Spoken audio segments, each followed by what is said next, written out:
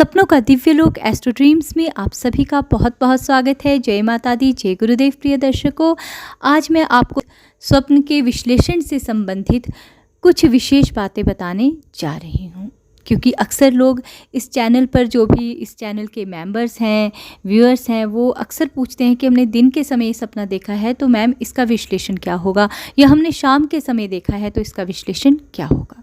प्रिय दर्शकों, सपनों का विश्लेषण केवल रात के और सुबह उठते हुए जो हम सपना देखते हैं उसका विश्लेषण किया जाता है, क्योंकि स्वप्न शास्त्र के अनुसार और अनेक शास्त्रों के अनुसार दिन के समय और शाम के समय सोना वर्जित माना जाता है।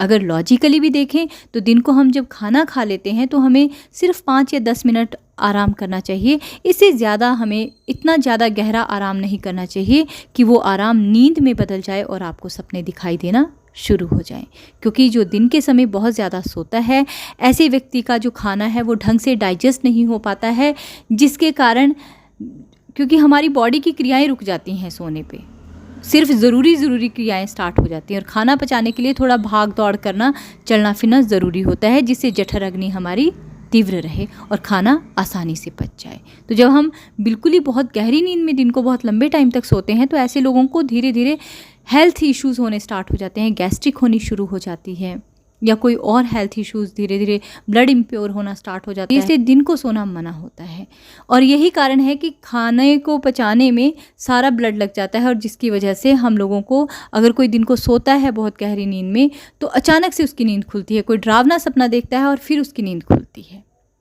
तो ये एक लॉजिक है, इसलिए भी शास्त्रों में दिन को बहुत ज़्यादा देर तक सोने के लिए मना किया गया है। और संध्या के समय, जो शाम का समय होता है, जब दिन से रात की ओर समय बढ़ रहा होता है, तो उस समय शास्त्रों के अनुसार बहुत सारी चीज़ें मना होती हैं करने के लिए।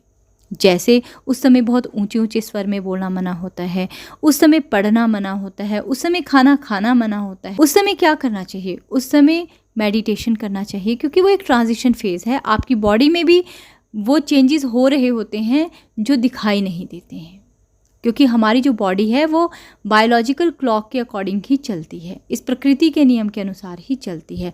तो उस समय थोड़ी देर बैठकर हमें मेडिटेशन करना चाहिए। अगर आप भगवान को नहीं मानते हैं, बहुत सारे लोग होते हैं जो भगवान को नहीं मानते, तो वो स्वयं को तो मानते होंगे, तो इसलिए थोड़ी देर अपना सिमरन करें, थोड़ी देर अपने पर ध्यान केंद्रित करें, मेडिटेशन की स्टेट में बैठें। और अगर कोई भगवान की भक्ति करने वाला है, भजन पूजन करने वाला है, तो उसे भजन करने चाहिए। इस समय प्लानिंग भी नहीं करनी चाहिए। शाम के समय कहते हैं कि की गई प्लानिंग्स जो होती हैं वो फेल हो जाती हैं, क्योंकि वो 2 समय होता है, यानी कि एक जा रहा होता है, एक आ रहा होता है, तो उस समय के लिए प्लानिंग्स मना की जाती है।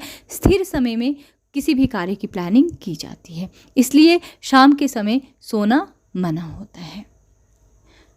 जब सोना मना है तो उस समय देखे गए सपनों का विश्लेषण भी वर्जित है, क्योंकि वो सपने झूठ हो सकते हैं, वो सपने एक छलावा हो सकते हैं, लेकिन वो भविष्य का संकेत नहीं हो सकते हैं। तो मैं आशा करती हूँ आपको ये बात समझ आई होगी, और आगे से आप इस बात का ध्यान रखेंगे कि दिन को ना सोएं और दिन को बहुत ज़्यादा सपने ना देखें और उसके विश्लेषण के लिए ना पूछें। धन्यवाद। जय गुरुदेव।